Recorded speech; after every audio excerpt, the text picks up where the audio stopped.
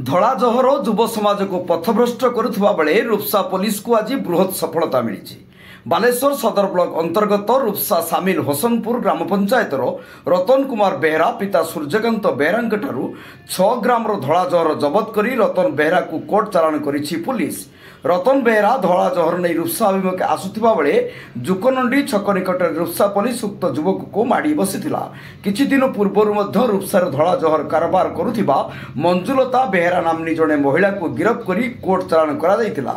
एठारे सूचनायोग्य जे सही मंजुलतांकर पुत्र होउचंती रतन बेहरा, जे कि आज धला जहर कारबार रे पुलिस हाबुड़े पड़ी। रूपसारू विनोद बिहारी बेहरा रिपोर्ट, जनता एक्सप्रेस।